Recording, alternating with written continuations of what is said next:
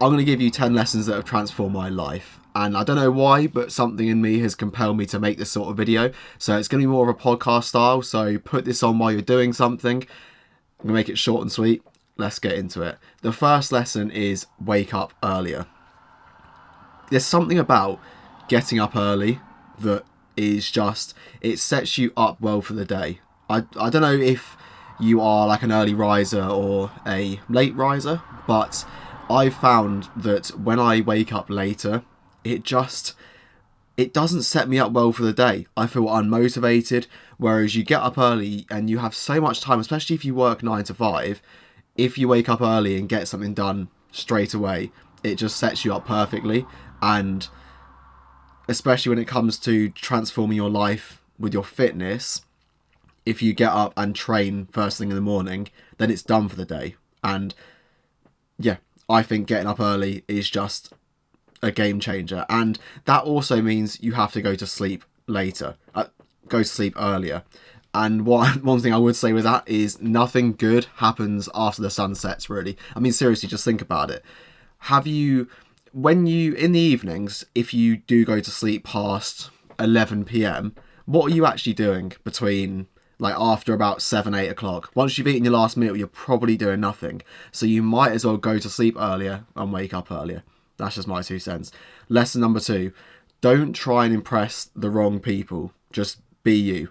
So you will find, at least I found, especially if you're watching this video, you feel the need to transform your life.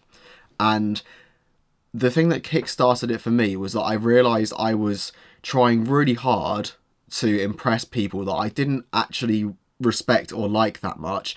And I cared so much about their opinions that I would end up changing who I was to try and fit with them. But as soon as you actually start being yourself, you start attracting people who are just like you. And then you suddenly find that all your friends, your relationships, whatever it is, they're all people that actually resonate with you. So, yeah. Also, I'm reading off some notes to make sure I actually say everything. But just don't suppress the person that you are to try and fit with the wrong people. Because if you carry on being yourself, you will find your group of people. It just takes a lot of time. And there's nothing more draining and depressing than hanging around with people that you just know don't resonate with you. And also on that note, you can't be friends with everyone. There'll be people in your life that you're friends that you just think, I don't like being around you. Like, you don't give me energy. And that's fine. There's probably some other people that they would be better off being friends with. So they can be friends with them. You don't have to be friends with everyone. And there's nothing wrong with you if you don't feel like you can be friends with someone. There was so many times where I thought that there was something wrong with me because me and my friend weren't getting along, but really we just weren't compatible like that. Also, pay attention to who's really there for you. That's something I've learned recently because I found it very hard to make friends. And I do have a couple of friends, I can think of one in particular, that I know he's there for me no matter what. And I don't say it enough, but there's very few people in your life that really would be there for you no matter what. So if they need you to do something or they need you to help them out, do it, because you want to maintain those friendships, and it is really hard to find people that really just want the best for you. So yeah, very few people do want to see you win. So just those who are rooting for you, pay attention to those people and do your best to try and help them the same way they help you. Get in incredible shape once. I'm very blessed that I've had this mindset at the young age that I am. I'm 25. But getting in incredible shape once will change your life. It changes the way you view yourself. And when you see yourself in the best form you can possibly be in, you gain this respect for yourself. Like, when you get there, you're thinking, I'm really doing this. Like, I cannot believe I look like this. I cannot believe that I've become this person. And that skill of being able to push yourself to that extent, you can transfer over to many things in life. And I'm not talking about, just losing a bit of weight or gaining a bit of muscle. I'm talking about being in the sort of shape that people will see you in the gym and think, fucking hell, look at him, he looks really good. You can get there, and I really recommend you try and get there at least once. It also, the lessons that you learn from that and the way you live your life to get there, you know, you're going to be eating off a meal plan, you're going to be training consistently, you're going to learn how to eat properly to sustain a certain physique and lifestyle. That will carry you forwards to mean that it's much easier to maintain a great physique going forwards. And it is just a game changer learning those skills, because now, for example, for me, I don't have to try very hard to stay in good shape, because part of it is because my output is so high, but also I just know how to not eat like a pig. I know how to eat until I'm full. I know when I've overeaten, and when you get super lean and you get in that incredible shape, it teaches you about your body and what you actually need to eat day to day to sustain that physique, to grow, to lose weight, and yeah, it becomes a lot easier going forwards to stay looking incredible. Lesson 5, say no more. I always used to feel like I needed to say yes to everything, and then I would opt to say yes to things that I didn't want to do and just hope that I could say no in the future, or like I would say yes and then just hope that I can blag my way out of doing it. But the thing you need to realise is, if people get offended when you say no to them, then that's on them. It's not your job to tell people that you're not attacking them just because you've said no to something. You don't want, like, there's nothing wrong with not wanting to do something. If your friend invites you to somewhere and you're like, I just don't want to do that. Like, it's not because I don't like you or anything like that. I just don't want to do that. And it's okay to say no. You know, if all of your friends want to go on a night out and you, like, that's fine. Doesn't mean you can't be friends with them, but just say no if you don't want to go. It's not, and there is a thing of eventually if you say no enough times, then that people are going to stop inviting you. But also then look at, why was it that there was so many things you had to say no to? Are they really your sort of people? But being okay with saying no and letting other people deal with the psychological effect of you saying no, it makes your life so much easier. And then you stop doing things you don't want to do, which, who wants to do things they don't want to do? So just really be assertive in saying no to things you don't want to do. There's nothing wrong with that. And on that topic of saying no to things, do what you say you'll do. If you say you're going to do something, do it. Your word is everything. And it also starts by you keeping promises to yourself. So if you tell yourself, I'm going to clean my room today. When, by the way, I'm guilty of this sometimes as well. All of these things are probably lessons that I need to hear still. But if you say, I'm going to clean my room today, if you say I'm going to go to the gym today, if you say I'm going to do this meal prep today, make sure you do it.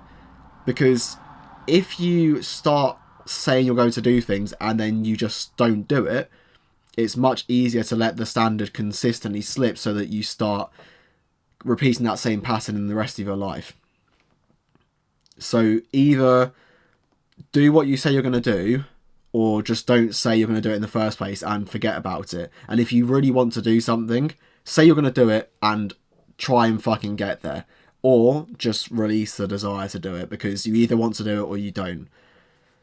And make a decision and stick by it. I have this thing when I like purchase things that I will, it's like, is it buyer's remorse? You buy something and you think, oh my god, what have I done? I've bought it. Make a decision to do it, or, you know, not whether it's buying something or whatever it is, just make your decision and then stick by it. Accept that you made that decision. Any mistakes that happen or anything that happens as a result of that, you know, you did the best with the situation, with the cards that you were dealt. So yeah, make a decision and stick by it, and make those decisions quicker. Don't spend ages pondering on something that you don't need to spend ages pondering on. So many times you can move through life so much faster by just making decisions quicker. You don't need to dwell on things for ages. Just make a decision and then move on. Pay attention to the voice that tells you you are meant for more. if you have, I had this when I used to work my 9 to 5. If you have a calling to live an extraordinary life, which you probably do because you're watching this video, because the sort of person who doesn't have that calling is not watching this video, then listen to it. You know, I believe that we need people on both sides of the spectrum in life. We need people who don't have that calling, don't feel like they want to live an extraordinary life. They're happy just kind of doing whatever and just getting by, which is absolutely fine. But that's what we need, those people to do the jobs that people who want extraordinary lives don't want to do, because they want more. Just listen to that voice. I feel like I haven't gotten to where I want to get to yet, but if you wake up every day and think, fuck, what am I doing? Like, I just don't want to do this anymore. Like, I feel like I'm meant for more. Listen to it, because that is what is going to set you apart from everyone else. And if you try and suppress that voice, then you will live a life that isn't meant for you. And I can't think of anything worse than getting to the end of life and thinking, I wish I'd done, you know, X. I wish I'd done Y. I don't want to die with any regrets like that. So if you have the voice that's telling you, you know, you're meant for more than this, you're meant for more than what you're doing. And I had this when I remember I was thinking about this the other day when I was driving to the gym. It was like 5 a.m. I was driving to the gym, and I was thinking, about 4 or 5 years ago, I remember I had a falling out with my girlfriend on a night out, and I walked home from the night out. It was like 5 a.m. and I was thinking, fucking it, like, I was walking home at this time, just stumbling back, drunk, just depressed as anything. And like, after, you're just thinking, what the hell am I doing? Like, I'm meant for more than this. And if you feel like whatever you're doing, you're meant for more, just don't ignore that voice, because yeah, it's not everyone is lucky enough to actually have that voice in them telling them to live an extraordinary life. And I feel like there's so much out there that why would you want to settle? When you are trying to live that extraordinary life, you have to accept that loneliness is unavoidable if you want to be different from everyone else. You know, you're trying to live an extraordinary life. That means you're going to be different from everyone else, because not everyone's trying to do that. And often the people around you don't have the same goals, which is absolutely fine. But it just means you're not going to feel like you fit in with them, which makes you feel lonely. It's something that I've struggled with for years. Even when I had loads of people around me that I didn't really, you know, like, I just had people around me. I'd get in relationships with girls that I just didn't, that weren't my sort of people. There's nothing more lonely than that. You're better off being by yourself, and you will find your people. And I think, you know, Alex Hormozy talks about this. It's the lonely chapter, where you're starting to change and you feel very different from your old group of friends, but you haven't found your new group yet because you haven't gained the skills, or you haven't, sorry, I've got something in my eye. Alex Hormozy talked about the lonely chapter, and he says that you've realised you're different from your old group, and so you don't feel like you fit in with them, but you haven't found the people yet that you're meant to be around or with, which is kind of where I'm in now. I feel like I'm starting to find those people, but you're going to feel lonely because you're in that transition period. And that transition period, which people don't talk about, can last years. You can feel like that for years, but you have to maintain faith that you will find those people and you will eventually not feel so lonely. But it's unavoidable. It's just unavoidable. So you have to be prepared to be lonely and learn to live by yourself. This is kind of a separate lesson, but it's worth mentioning that you have to be okay in your own company. You have to be okay being alone. Otherwise, how the hell are you going to deal with loneliness? And then you only treat relationships how they should be treated if you are prepared to be alone, because then you'll be prepared to walk away from things that aren't right for you. Whereas if you aren't prepared to be alone, then you end up putting up with things and sticking with people that just aren't your people and are making your life worse. So be okay with being alone and accept that loneliness is just unavoidable. Be ridiculously consistent. Like, ridiculously. As in, you should have people looking at what you're doing thinking, why the fuck is he still going? Like, he's had no payoff for a year, 2 years. He's working really hard for what? Be that consistent, be delusional, because the people who get what they want out of life, the people who have achieved crazy things, have all been delusionally consistent. Like, you have to have that thing in you that is just, you're prepared, you have to be prepared to work with no immediate reward. That's kind of what this whole content creation thing is. I'm not saying that I want to become a millionaire of content creation, but I would like this to be more of my job. And you have to be able to work for so long at it without getting that immediate, dopamine from it. It's not that you suddenly post a video and that one has to go viral. And I actually think content creation is a great way to do this, because chances are, unless you are, super lucky, you're not going to blow up from one video. And you have to put in reps and reps and reps and be prepared to work indefinitely before you get a reward. And I am a true believer that you can pretty much achieve anything with enough reps at it, but you have to get those reps in. And it will just accept that it will take longer than you think, but then when you do get there, it will happen faster than you can ever imagine. So take the physique stuff, for example. It felt like I was just making no progress for ages, and I was just struggling to grow and everything like that. And then this year I got really lean, and everything like that. And I was like, wow, I've arrived. So that would just seem to happen all at once. But it was years of consistent hard work, and content creation and going to the gym are two excellent examples of that. Final lesson: be a good person every day. You don't know what people are going through, and I know that when I'm having days where I'm struggling, and those are probably more than I care to admit, someone just being randomly nice to you can literally transform your day.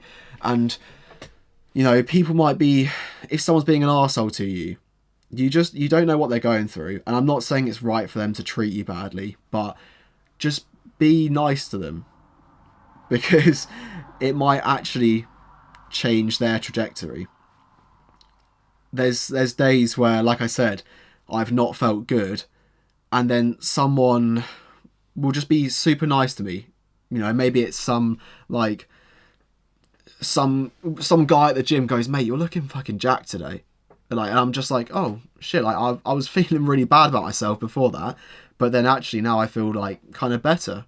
So just, you don't know what people are going through, and one small comment or one random act of kindness can go a long way.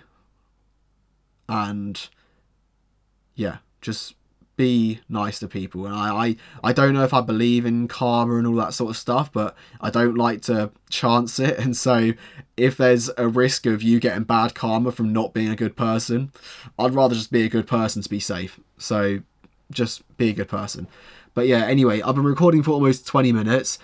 I feel like I've actually waffled more, but hopefully there was some good lessons in here. So yeah, that being said, I do transformations in the sense of I help transform people's lives with their physique in the gym, etc. So if you are interested in having me help transform your life, as it has for mine and many of my clients, then there's a link below for my coaching. Please subscribe and like the video if you've enjoyed. That really does go a long way. And let me know down below if any of these lessons resonated with you, or if there's any lessons you think should be added to this list. And let me know if you want me to do a part 2, because I feel like this didn't take me that long to plan, because these just came to my brain. So I feel like I could get 10 more. So let me know if you want another version of this. But yeah, I will see you in the next video.